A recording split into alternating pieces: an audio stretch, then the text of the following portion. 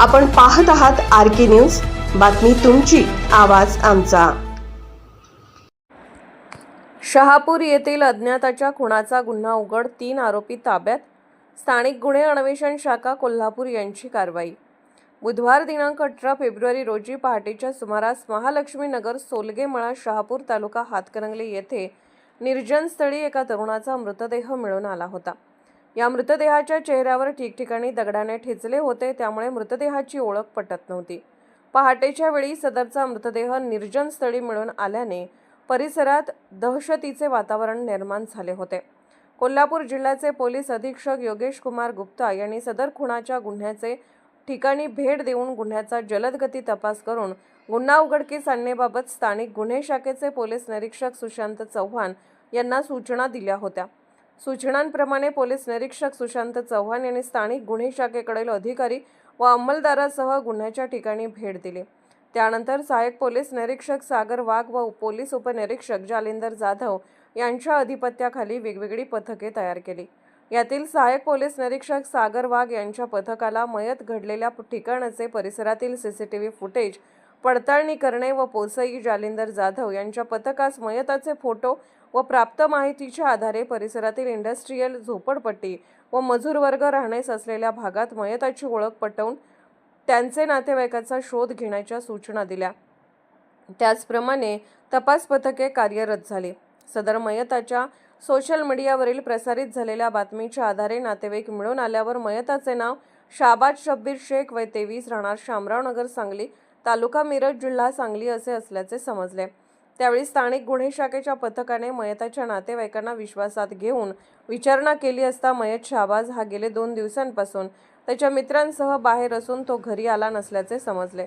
त्याबाबत अधिक माहिती घेतली असता शाबाज हा त्याच्या स्प्लेंडर मोटरसायकलवरून त्याचे मित्र आसिफ यलकुंद्री व सोहेल संदी दोघे राहणार शामराव नगर सांगली यांच्या सोबत गेला असल्याचे समजले।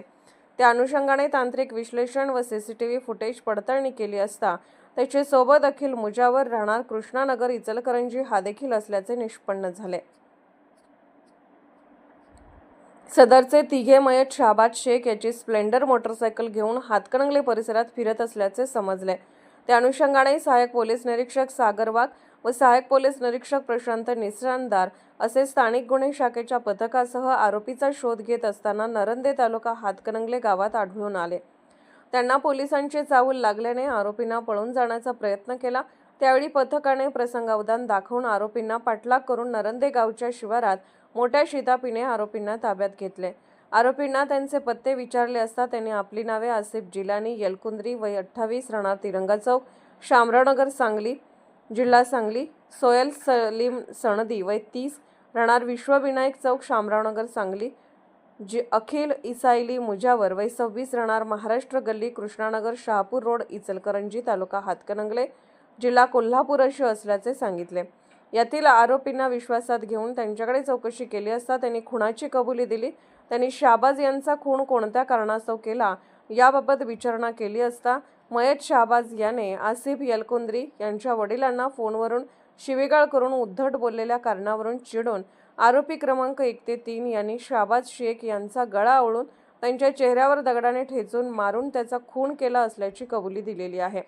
सदर आरोपींना गुन्ह्याच्या पुढील तपासासाठी शहापूर पोलिसांच्या ताब्यात देण्यात आलेले आहे। स्थानिक गुन्हे अन्वेषण शाखेचे पोलीस निरीक्षक सुशांत चव्हाण, सहाय्यक पोलीस निरीक्षक सागर वाघ, प्रशांत निशानदार, पोलीस उपनिरीक्षक जालिंदर जाधव, पोलीस अंमलदार सागर चौगले, सुरेश पाटील, रामचंद्र कोळी, रुपेश माने, नवनाथ कदम, वैभव जाधव, प्रदीप पाटील, महेश पाटील, अमित सरजे, समीर कांबळे, हंबीरराव अतिग्रे, सतीश सूर्यवंशी, अनिल जाधव यांच्या पथकाने केलेली आहे।